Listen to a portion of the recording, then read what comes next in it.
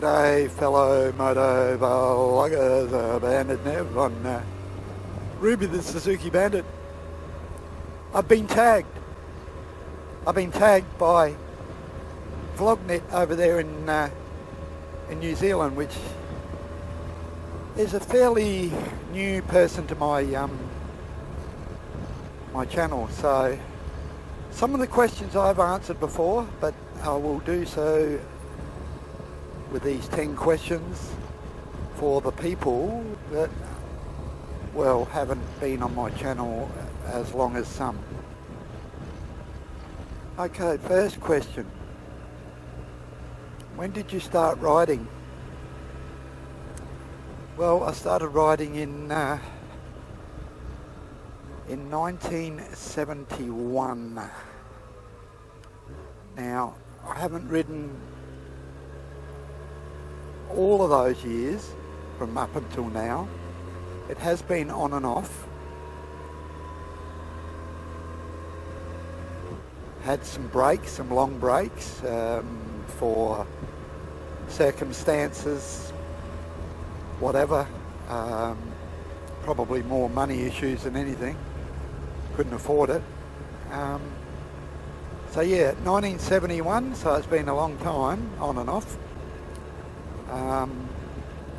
Next question, why did you start?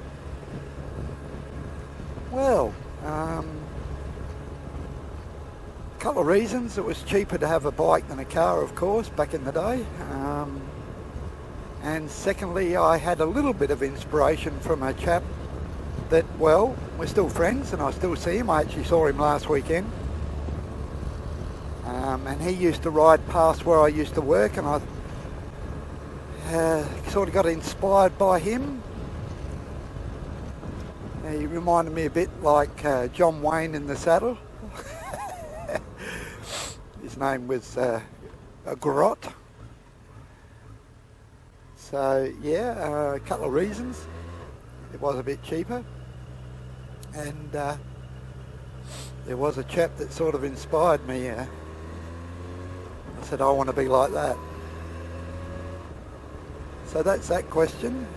What's the next one? I got it here on the thing.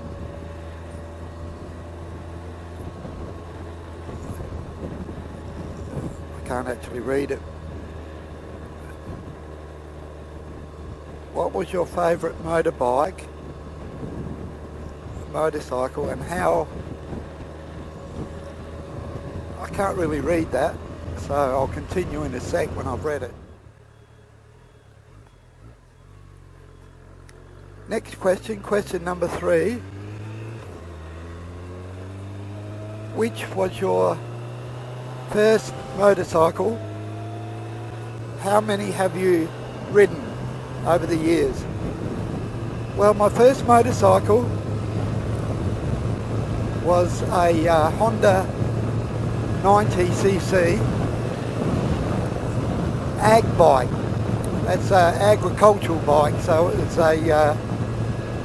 it was a road plus off-road type little bike. It's I suppose it could be sort of looked at like similar to a postie bike. So that's my first bike I had.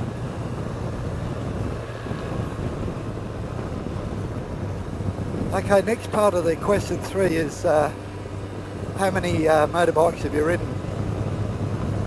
Well, too many to mention, and I'm bound to forget some. I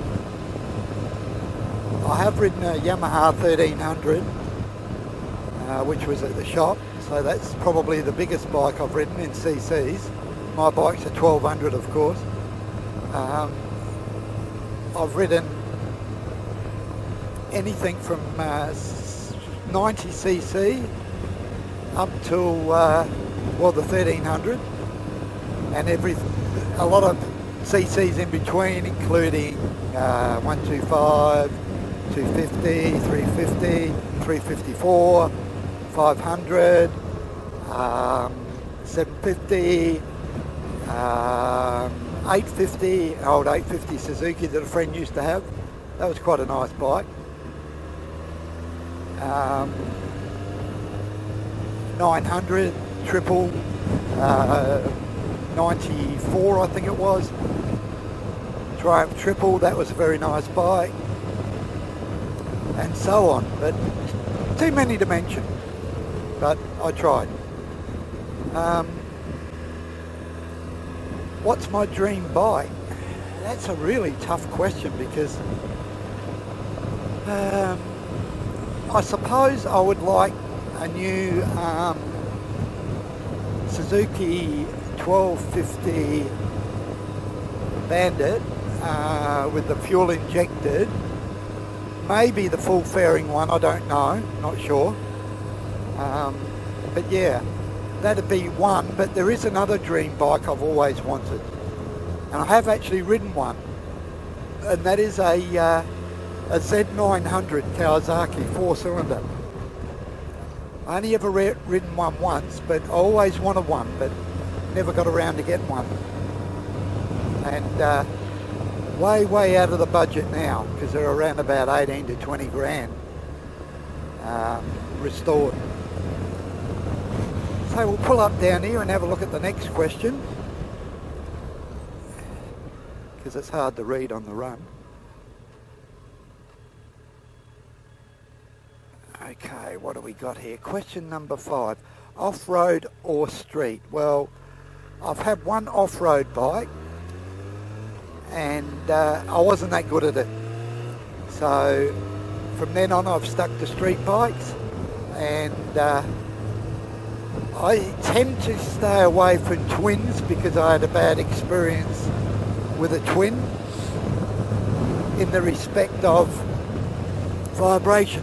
Was absolutely feral and horrible to go on a trip on that twin, and I vowed and declared never to buy another twin, and I never did. It's always been 4 cylinders. So to answer that question, street bike for sure, without a doubt. Tourer, I prefer the Tourer in the street type bikes than the lean forward, because I'm getting old.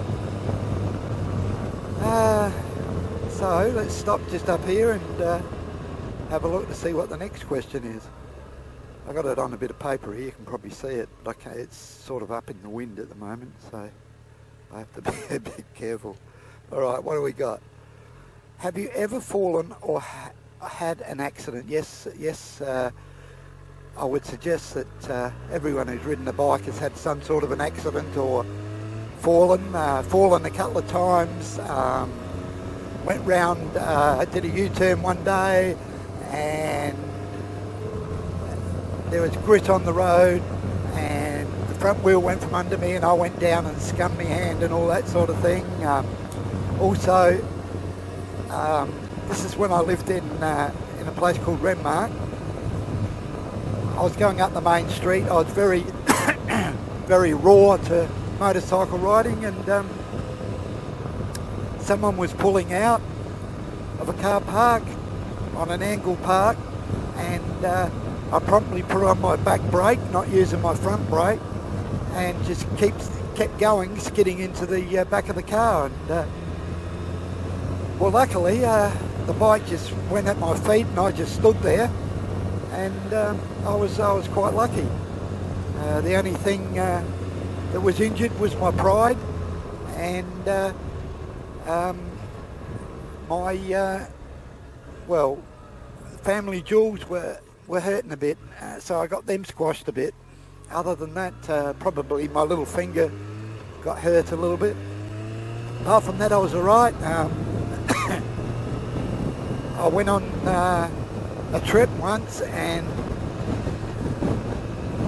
it was in 1973, and that was on the Honda 350 Twin, and we'd planned this trip to go from Renmark to Mount Gambier, and we're going to stay the night on the Pinaroo Oval and sleep there in our little sleeping bags, and went in the main gate, and it must have been raining at some stage, and got the bike in a bit of mud, and she just went from under me and trapped me underneath. Luckily I wasn't on my own. My mates just helped lift the bike up and I was away. So that's that question. Question answered. Yes, I have had a couple of little accidents, luckily nothing major. And I'll stop up here and have a look to see what the next question is. Okay, question number 7. When did you start motovlogging? Well, I started motovlogging getting on to probably 3 years ago. Started motovlogging. Not that long ago. There's other people that have been on a lot longer. And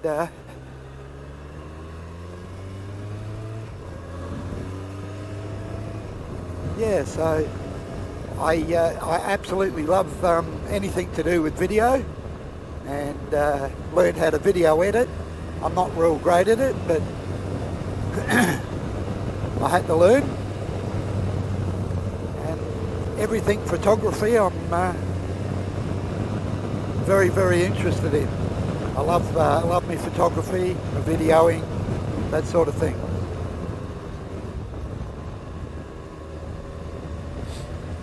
So yeah, I've got a car right up my arse here. I'll have a look for the next question in a sec.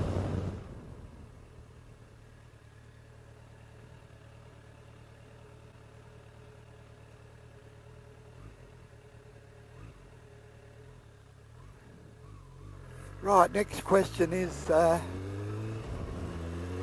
many channels do you subscribe to? Well, it's around about 400, and to name them off, I don't think I'd have enough time. I'd bore the hell out of you, but I subscribe to people all over the world. Australia, New Zealand, England, Ireland, Italy, Sweden, America, don't know if I said America, but Canada, all over the world. All over the world. So there's too many to mention, but that's why I'm so busy watching other people's videos. Next question is, if I can read it. Does your bike have a name? Well, yes, it does. That's question number 9. And the name is Ruby. I did a little motovlog a couple of years back, and I asked my fellow subscribers, or people that watch my channel, listen to my channel, whatever, to put up a few ideas of the name for Ruby, and that's what they come up with. There was a couple of people suggested Ruby, and I thought that was pretty good because, well, Ruby is a bit of a red colour, and yeah, I thought that was great. And also a fellow motovlogger in England sent me the little letters that I've got on the side of the bike, which actually has the name Ruby written into it.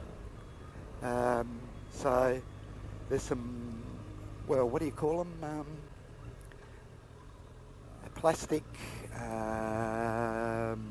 chrome letters that I stuck on the side of my bike. So I'm nearly at the shop. Name a couple of YouTubers you'd like to tag. Well, that's question number 10 and last question. Probably Dan, that's Clash 230. I'd like to hear his story. And anyone else? No, I think probably that one, Dan, Clash 230. I reckon I'd like to hear his story. So yeah, I hope I've answered everything, and Bandit Never's at the shop now. Until next time, ride safe, and cheers for now.